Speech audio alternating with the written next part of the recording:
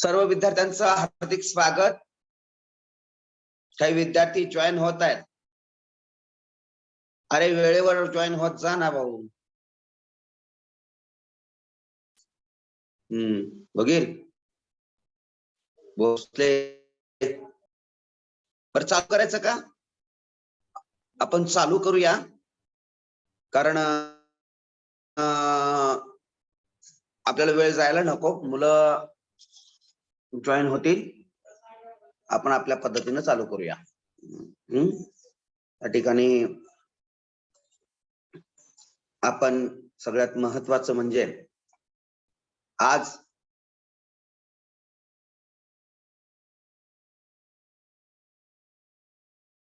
त्या टीवायच्या अभ्यासक्रमाला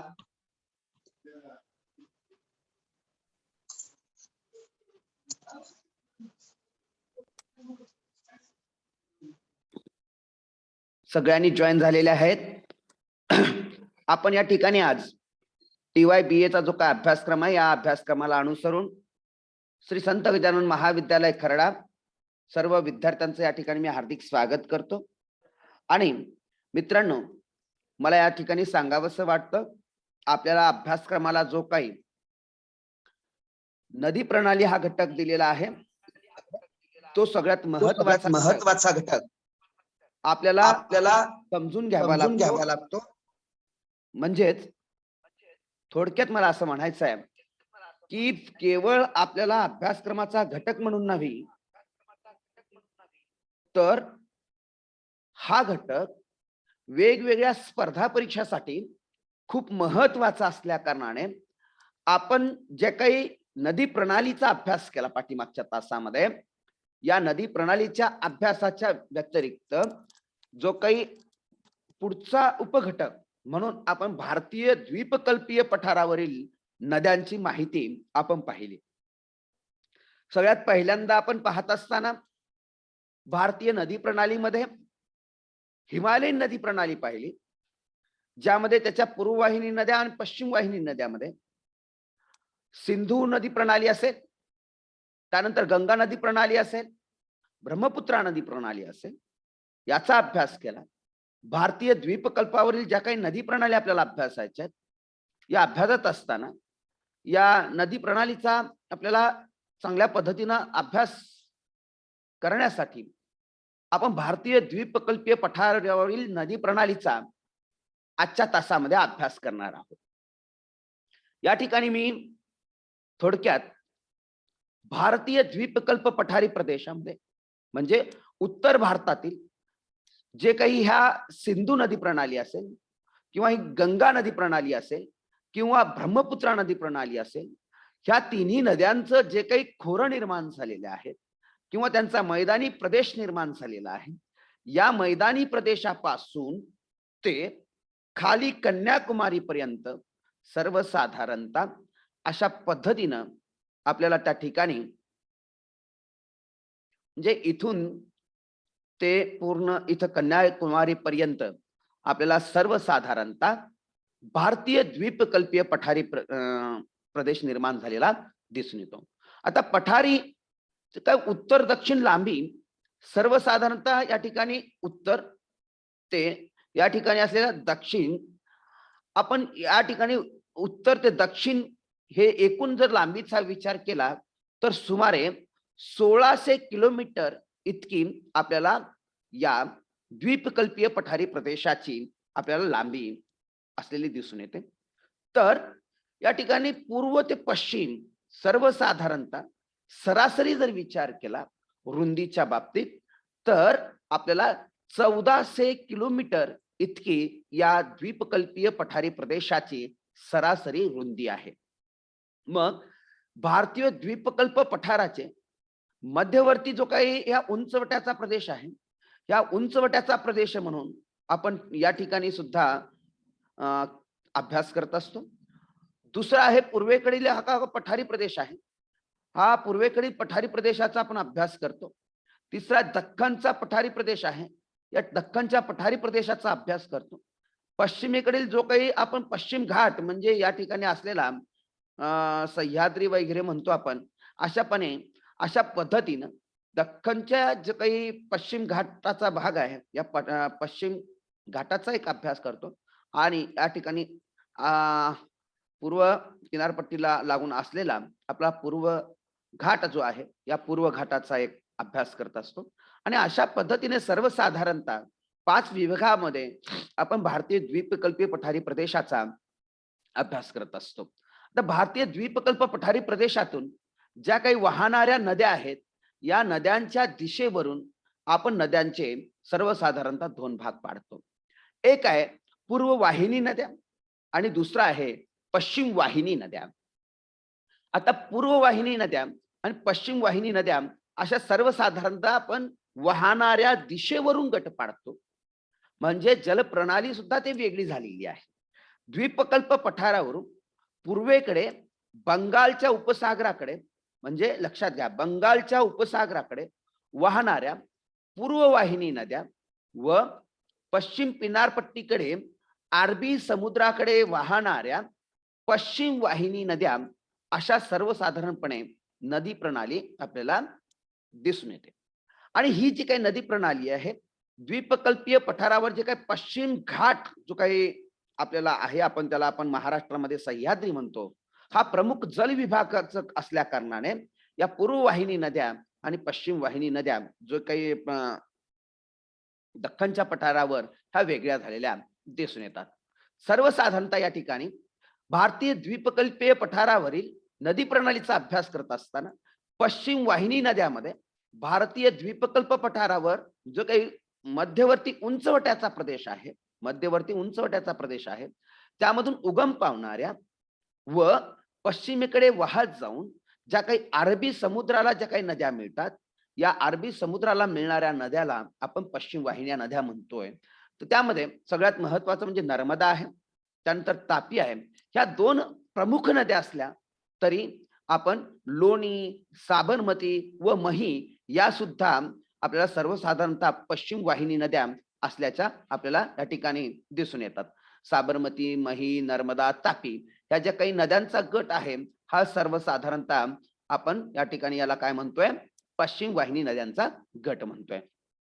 आता त्यानंतर जे काही पश्चिम भागात उगम पावणाऱ्या उल्हास असेल, वशिष्ठी असेल, तेरेखोल असेल, मांडवी आहे, शरावती आहे, पेरियार आहे, ह्या महाराष्ट्रातील ज्या काही नद्या आहेत, या महाराष्ट्राच्या नद्यांचा सुद्धा समावेश आपण पश्चिम वाहिनी नद्यामध्ये करतो. त्याबरोबर मांडवी आहे, जयारी आहे, शरावती आहे आणि ह्या ज्या काही दक्षिण भारतातल्या ज्या काही नद्या आहे, यांचा सुद्धा आपण समावेश आपण पश्चिम वाहिनी नद्यामध्ये करत असतो. तर पूर्व वाहिनी नद्यामध्ये सगळ्यात महत्वाचं म्हणजे सह्याद्री पर्वतात ज्या काही उगम पावून द्वीपकल्पीय पठारावरील पूर्वेकडे वाहत जाऊन बंगालच्या उपसागराला ज्या नद्या मिळतात, त्या नद्यांना आपण सर्वसाधारणतः पूर्व वाहिनी नद्या असं म्हणून ओळखतो. तर पूर्व वाहिनी नद्या म्हणून ओळखत असताना या त्यांच्या अनेक उपनद्या सुद्धा त्यामध्ये महत्वाच्या आहेत. त्यामध्ये सगळ्यात महत्वाची म्हणजे आपण महानदी असेल, गोदावरी नदी असेल, त्याच्यानंतर कृष्णा असेल, पेन्नार असेल, कावेरी असेल, वेन्नई असेल, ताम्रपर्णी असेल, अशा अनेक नद्या आणि त्यांचा उपनद्यांचा समावेश आपल्याला सर्वसाधारणतः या पूर्व वाहिनी नद्यामध्ये होताना दिसून येतो.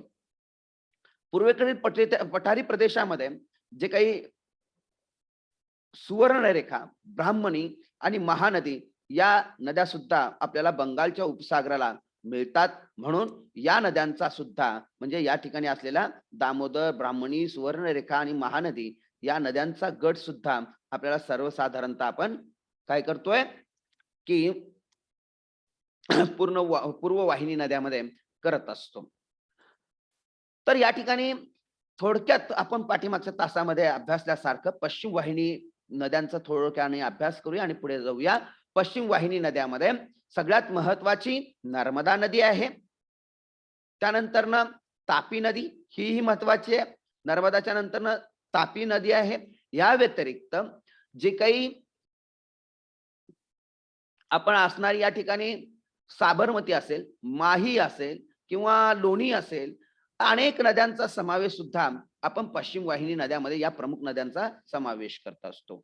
मांडवी आहे, ज्वारी आहे, शरावती आहे, गंगावेली आहे, पेरियार असेल, भगतपूजा असेल आणि पश्चिम घाटामध्ये म्हणजे सह्याद्रीमध्ये महाराष्ट्रामध्ये ज्यांचा उल्लेख होतो ते उल्हास असेल, वशिष्ठ असेल, तेरेखोल आहे, मांडवी आहे, शरावती आहे, पेरियार आहे. या पश्चिम वाहिनी नद्या आहेत. त्यानंतर पूर्व वाहिनी नद्यामध्ये थोडं विस्तृत प्रमाणामध्ये या ठिकाणी महानदी आपण आज अभ्यास करणार आहोत. महानदी, त्यानंतर गोदावरी नदी, त्यानंतर कृष्णा नदी, त्यानंतर कावेरी नदी, या नद्यांचा आपण या ठिकाणी अभ्यास करणार आहोत. आणि वैनई नदीचा सगळ्यात महत्वाच्या ह्या ज्या काही नद्या आहेत पूर्व वाहिनी नद्या, या पूर्व वाहिनी नद्यांचा आपण या ठिकाणी अभ्यास करूया. सगळ्यात पहिल्यांदा महानदी. म्हणजे महानदी ही पूर्ववाहिनी नदी आहे. सगळ्यात महत्वाचं म्हणजे ही पूर्ववाहिनी नदी आहे.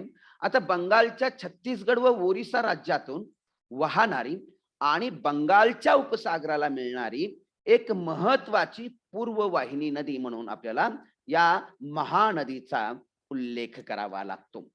म्हणजे भारताच्या छत्तीसगड व ओरिसा राज्यातून वाहणारी आणि बंगालच्या उपसागराला मिळणारी एक महत्वाची पूर्ववाहिनी नदी म्हणून आपण महानदीचा उल्लेख करत असतो.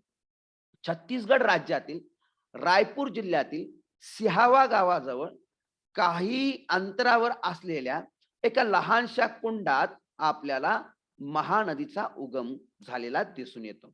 सरासरी या नदीची लांबी 857 किलोमीटर असून या नदीनं एकूण 1,41,600 चौरस किलोमीटर इतकं आकाराचं आपलं पाणलोट क्षेत्र निर्माण केलेलं आहे.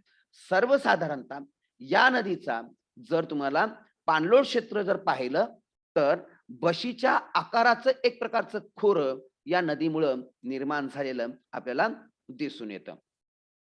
आता छत्तीसगड द्रोणीच्या पूर्वेकडील भागाचे जहलवान करता 204 किलोमीटर ही नदी उत्तरेकडे वाहत गेल्यावर पश्चिमेकडून येणारी पैरी, जोंग, ओंग, तेल, तर उजवीकडून इप, मान, हसदेव म्हणजे हसदो व सेवानाथ अशा पद्धतीनं आपल्याला काही उपनद्या येऊन मिळालेल्या दिसून येतात. ओरिसा राज्यात महानदीवर संबळपूर जवळ हिराकूड नावाचं जे काही बहुउद्देशीय भारताचा सगळ्यात महत्वाचा जो काही प्रकल्प आहे, हा बहुउद्देशीय प्रकल्प आपल्याला कुठं आहे? ओरिसा राज्यात महानदीवरच असलेला दिसून येतो. टिक्कारपडा रांगेजवळ सतकोशिका येथे या नदीची प्रसिद्ध घळई आहे, ज्यामधून ही नदी पूर्व घाट आपल्याला ओलांडत असताना दिसून येते. आता सर्वसाधारणतः ही अशा पद्धतीने महानदीचा विचार केला. कटक पासून ओरिसाच्या मैदानी प्रदेशात ही नदी मैदानी प्रदेशात प्रवेश करते आणि शेवटी अनेक मुखांनी बंगालच्या उपसागरात जाऊन मिळते. यापैकी मुख्य फाटा फाल्स दिवी पॉइंट जवळ ही उपसागराला मिळालेली आहे. महानदीचा मुख्य फाटा जो आहे तो फाल्स दिवी पॉइंट जवळ उपसागराला मिळतो. कटक पासून ही नदी अनेक शाखांमध्ये विभागली गेलेली असल्या कारणाने या नदीने सुद्धा त्रिभुज प्रदेशाची निर्मिती केल्याची दिसून येते. कातजुरी, खोयाखाई, सुरुवा, देवी पैकी, बिरुपा, चित्रतळा, गेंगुती, न्यून हे महानदीचे त्रिभुज प्रदेशातील हे महत्वाचे फाटे असून पुरी, कोणार्क, पारादीप, कटक, भुवनेश्वर इत्यादी त्या प्रदेशातील मुख्य काय आहेत तर ठिकाणं आहेत. अशा पद्धतीनं आपल्याला महानदीची एक ओळख सांगता येते. त्यानंतर सगळ्यात महत्वाची म्हणून दक्षिण भारतातली जी काही नदी ओळखली जाते ती आहे गोदावरी नदी प्रणाली. आता ह्या गोदावरी नदी प्रणालीचा जर आपण अभ्यास करायचा असेल, या ठिकाणी ब्रह्मगिरी पर्वतामध्ये जे काही त्र्यंबकेश्वर जवळ असलेल्या ब्रह्मगिरी पर्वतामध्ये या गोदावरी नदीचा उगम होतो. या नदीचा सर्वसाधारणतः जे काही खोरं आहे या खोऱ्याचा आकार आपल्याला त्रिकोणाकृती निर्माण झालेला दिसून येतो. राज्यनिहाय जर या नदीचा आपण विस्तार जर पाहिला तर आपल्याला या ठिकाणी दिसून येतं की 49% महाराष्ट्रामध्ये ही नदीचं एकूण खोरं निर्माण झालेलं आहे. त्या खालोखाल 19% हे तेलंगणामध्ये आहे, तर 5% खोरे हे आंध्र प्रदेशामध्ये आहे, 11% खोरे हे छत्तीसगडमध्ये आहे, 10% हे मध्य प्रदेश आहे, त्यानंतर 5% ओरिसा आणि कर्नाटकामध्ये सुद्धा काही प्रमाणात या नदीचं खोरं निर्माण झालेलं दिसून येतं. उगम ह्या नदीचा जर पाहिला, पश्चिम घाटामध्ये जे काही सर्व सह्याद्री पर्वत रांगेतील ब्रह्मगिरी डोंगरामध्ये गंगाद्वार म्हणजे एक ठिकाण आहे त्र्यंबकेश्वर नाशिक जिल्ह्यामध्ये. या गंगाद्वार म्हणजे त्र्यंबकेश्वर ब्रह्मगिरी पर्वतातील गंगाद्वार हे एक्झिट पॉइंट म्हणून आपण गोदावरी नदीचा उगम समजला जातो. या नदीची एकूण लांबी 1465 किलोमीटर असून महाराष्ट्रामध्ये या नदीने 650 किलोमीटर इतका प्रवास केलेला आहे. आता गोदावरी नदी प्रणालीचं धार्मिक दृष्टिकोनातून अत्यंत महत्व असल्या कारणाने तिला दक्षिण गंगा या नावानं सुद्धा ओळखलं जातं. आता दक्षिण गंगा म्हणून ओळखली जाणारी ही महत्वाची नदी आपल्याला दिसून येते. भारतातील गंगा नदी सोडली तर गोदावरी नदी ही सर्वात लांब नदी समजली जाते. या नदीची एकूण लांबी 1665 किलोमीटर असून महाराष्ट्रातील नाशिक जिल्ह्यात त्र्यंबकेश्वर डोंगरातून तिचा उगम आपण झालेला दिसून येतो. गंगाद्वार या ठिकाणी महाराष्ट्र, तेलंगणा, छत्तीसगड, आंध्र प्रदेश व पांडिचेरी या राज्यातून ही नदी सर्वसाधारणतः प्रवास करून बंगालच्या उपसागराला ही मिळत असते. महाराष्ट्रामधून गोदावरी नाशिक, औरंगाबाद, परभणी, बीड आणि नांदेड इत्यादी जिल्ह्यातून प्रवास करते. आंध्र प्रदेशामध्ये निजामाबाद, निर्मल, मंचिरियल, जगतियाल, पेडापल्ली, जयशंकर, भूपालपल्ली आणि कोठागुडम, पूर्व गोदावरी व पश्चिम गोदावरी या जिल्ह्यातून ती सर्वसाधारणतः प्रवास करून बंगालच्या उपसागराला मिळाल्याचं दिसून येतं. गंगा आणि सिंधू नदी सोडली तर भारतीय उपखंडातील या नदीचे खोरे फारच विस्तृत म्हणून 3,12,812 चौरस किलोमीटर इतके निर्माण झालेलं दिसून येतं. गोदावरी नदीचं खोरं महाराष्ट्रामध्ये आता मी सांगितल्याप्रमाणे 49%, तेलंगणामध्ये 19%, आंध्र प्रदेशामध्ये 5%, छत्तीसगडमध्ये 11%, मध्य प्रदेशमध्ये 10%, ओरिसामध्ये 5%, कर्नाटकमध्ये 1% आणि पांडिचेरीमध्ये काही प्रमाणामध्ये आपल्याला असल्याचं या ठिकाणी दर्शवण्यात आलेलं आहे. आता सगळ्यात महत्वाचं म्हणजे या ठिकाणी या नदी गोदावरी नदी प्रणालीला डाव्या बाजूने दुधना, बाणगंगा,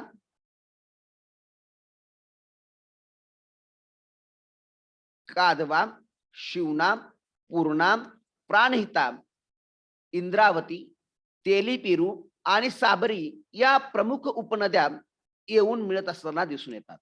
तर उजव्या बाजूने नासर्डी, तारणा, प्रवरा, सिंदफना, मांजरा, मण्यार या ज्या काही उपनद्या आहेत या उपनद्या येऊन मिळत असल्याचे आपल्याला दिसून येते. गोदावरी नदी प्रणालीला आपल्याला आता या ठिकाणी दाखवल्याप्रमाणे बाणगंगा, कादवा, शिवना, पूर्णा, कदम, प्राणहिता, इंद्रावती, तेरू आणि साबरी या उपनद्या, तर उजव्या बाजूने नासर्डी, दारणा, प्रवरा, सिंदफना, मांजरा, मण्यार या उपनद्या येऊन मिळतात. भौगोलिक सीमा सातमाळा आणि अजिंठा या ठिकाणी सतमाळा झालेल्या चुकून सातमाळा आणि अजिंठा आणि हरिश्चंद्र बालाघाट जे काही सह्याद्री पर्वताच्या रांगा आहेत या रांगेच्या दरम्यान आपल्याला गोदावरी नदी वाहत असलेली दिसून येते. या नदीवर नाशिक, नांदेड, रामगुंडम, मंचेरियल, भद्राचलम, राजमहेंद्री इत्यादी शहर आपल्याला वसलेली दिसून येतात. गोदावरी नदीवर औरंगाबाद जिल्ह्यामध्ये पैठण जवळ जायकवाडी नावाचं एक मोठं अशा पद्धतीचं धरण बांधलेल्याच ही आपल्याला दिसून येतं, ज्याला आपण नाथ सागर या नावानं ओळखतो. महाराष्ट्र आंध्र प्रदेश सीमेवर महाराष्ट्राने गोदावरी नदीवर बाभळी येथे धरण बांधलेलं आहे किंवा त्याला आपण बंधारा बांधलेला आहे असंही म्हणतो. गोदावरीच्या पुढील प्रवासात पोलावरम येथे सुद्धा मोठं धरण बांधण्यात आलेलं आहे. इथूनच पोलावरम उजव्या कालव्याच्या सहाय्याने गोदावरी नदी ही कृष्णा नदीला सुद्धा जोडल्याचं आपल्याला दिसून येतं. म्हणजे बघा, पोलावरम उजव्या कालव्याच्या साह्याने गोदावरी नदी कुणाला जोडलेली आहे? कृष्णा नदीला जोडलेली आहे. अशा पद्धतीने लहान मोठे धरणं, बंधारे, अनेक जलसिंचनाच्या योजना या गोदावरी नदीवर अवलंबून असल्याचं आपल्याला दिसून येतं. त्यानंतर आहे सगळ्यात महत्वाची नदी प्रणाली म्हणजे कृष्णा नदी प्रणाली. आणि या कृष्णा नदी प्रणालीचा जर आपण अभ्यास केला तर सर्वसाधारणपणे कृष्णा दक्षिण भारतातील गोदावरी आणि कावेरी नदी प्रणाली दरम्यान वाहणारी एक प्रमुख नदी आहे. कृष्णेचा उगम सह्याद्रीच्या रांगेतील धोम महाबळेश्वरच्या म्हणजे धोम या ठिकाणी महाबळेश्वराच्या डोंगरामध्ये धोम या ठिकाणी आपल्याला कृष्णा नदीचा उगम झालेला दिसून येतो. कृष्णा नदीची एकूण लांबी 1400 किलोमीटर जरी असली, या नदीनं 2,48,948 इतकं चौरस किलोमीटर पाणलोट क्षेत्र निर्माण केलेली आहे. महाबळेश्वर येथे कृष्णा, वेण्णा, कोयना, गायत्री आणि सावित्री, लक्षात घ्या, महाबळेश्वर येथे कोणत्या? कृष्णा, वेण्णा, कोयना, गायत्री आणि सावित्री या पंचनद्याचा उगम होतो. म्हणजे पंचनद्यांचे म्हणजे झरे आहेत, आपण म्हणतो झऱ्यातनं जे काही नद्या पुढे जाऊन त्या निर्माण झालेल्या आहेत वेगवेगळ्या प्रवाहाच्या माध्यमातून. तर त्या कोणत्या पंचनद्याचा उगम म्हणतो आपण? कृष्णा, वेण्णा, कोयना, गायत्री व सावित्री या पंचनद्याचा उगम आपल्याला महाबळेश्वर येथे झालेला दिसून येतो. आता कृष्णा नदीचा जर अभ्यास करायचा असेल, महाराष्ट्र, कर्नाटक आणि आंध्र प्रदेशातून ही नदी आपल्याला सर्वसाधारणतः महाराष्ट्र, कर्नाटक आणि आंध्र प्रदेशातून ही नदी वाहत असताना दिसून येते. महाराष्ट्रातील कोयना प्रकल्प, कर्नाटकातील तुंगभद्रा प्रकल्प व आंध्र प्रदेशातील नागार्जुन प्रकल्प, हे जे काही मोठमोठे प्रकल्प जे आहेत ना महत्वाचे, हे सर्व महत्वाचे प्रकल्प या कृष्णा नदीवरच किंवा कृष्णा नदीच्या खोऱ्यावर असलेले आपल्याला दिसून येतात.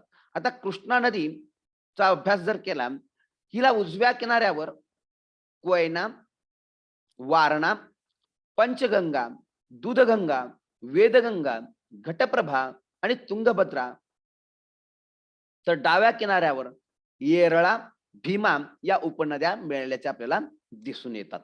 आता कृष्णेची प्रमुख उपनदी म्हणजे ही भीमा नदी आहे. ही भीमा ही कृष्णेची सगळ्यात महत्वाची उपनदी आहे आणि तिला उजव्या किनाऱ्यावर मग या नदीला सुद्धा इंद्रायणी, मुळा, मुठा, नीरा, मान, तर डाव्या किनाऱ्यावर घोड व भोगावती ह्या उपनद्या येऊन मिळालेल्या दिसून येतात. आणि माहुलीस येथे कृष्णेला वेण्णा नदी माहुलीस या ठिकाणी येऊन मिळते. तर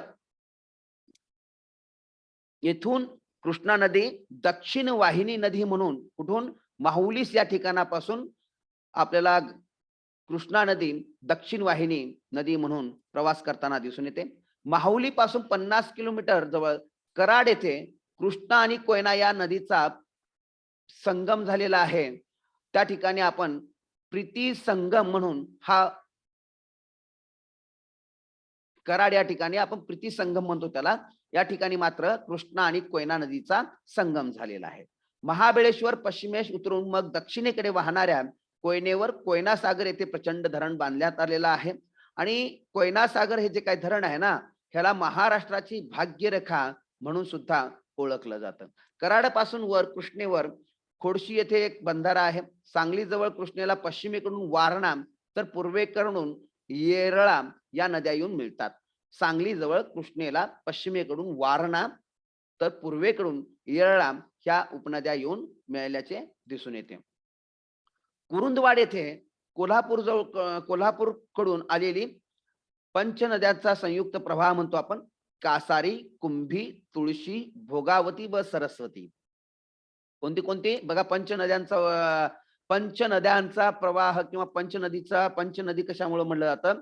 कासारी, कुंभी, तुळशी, भोगावती व सरस्वती अशा 5 नद्यांचा संयुक्त जो काही प्रवाह आहे तो पंचगंगा या नावाने ओळखला जातो. तो कुरुंदवाड येथे या पंचनदीचा काय होतो? संगम झालेला दिसून येतं. म्हणून इथे नदीच्या दुसऱ्या काठावर श्री क्षेत्र नरसिंहवाडी हे दत्ताचं जागृत देवस्थान ह्या कुरुंदवार या ठिकाणी असल्याचं आपल्याला दिसून येतं. यानंतर कृष्णेला दूधगंगा नदी मिळते व ती कर्नाटकाच्या हद्दीत त्या ठिकाणापासून प्रवास करते. महाराष्ट्राच्या सातारा व सांगली जिल्ह्यातून कृष्णा सुमारे 300 किलोमीटर इतका प्रवास केल्याचे आढळते. कृष्णा नदी प्रणाली कर्नाटक राज्याच्या बेळगाव जिल्ह्यातून कृष्णा पूर्वेकडे वाहत कर्नाटक पठारावर विजापूर जिल्ह्यात प्रवास करते. विजापूर जिल्ह्यात कृष्णेला घटप्रभा नदी मिळते. घटप्रभेवर गोकाकचा धबधबा, घटप्रभा नदीवर काय आहे, गोकाकचा धबधबा हा आहे. मग तिला मलप्रभा नदी मिळते व ती रायचूर आणि गुलबर्गा जिल्ह्याच्या सीमा बनते. जलदुर्ग येथे अरुंद घळीतून गेल्यावर तिला ढोण नदी मिळते. आंध्र व कर्नाटक यांच्या सीमेवर आंध्र प्रदेशाचा महबूब नगर व कर्नाटकचे गुलबर्गा व रायचूर जिल्हे हे त्या ठिकाणी आपल्याला सीमा निर्माण झालेले दिसून येतात. येथे रायपूरच्या उत्तरेस सुमारे 25 किलोमीटरवर कुरुगड्डी येथे भीमा नदी कृष्णेला मिळते. महाराष्ट्रात उगम पावणारी भीमा नदी आपल्याला कर्नाटकामध्ये सर्वसाधारणतः कुरुगड्डी या ठिकाणी कृष्णेला मिळाल्याचे दिसून येते. कृष्णेची दक्षिणेकडील महत्वाची मोठी उपनदी तुंगभद्रा मध्य कर्नाटकातून येते. कर्नूलच्या पुढे संगमेश्वर येथे ती काय करते, तुंगभद्रा कृष्णेला मिळत असते. मल्लापुरम येथे तुंगभद्रेवर प्रचंड धरण आपल्याला बांधलेलं सुद्धा दिसून येतं. तेलंगणा पठारावरून ग्रेनाइटच्या पायऱ्यावरून सपाट प्रदेशात उतरल्यावर कृष्णेला दिंडी, मुसी, पालेरू, मुनेरू इत्यादी उपनद्या येऊन मिळतात. आंध्र प्रदेशाची राजधानी हैदराबाद ही मुसी नदीवर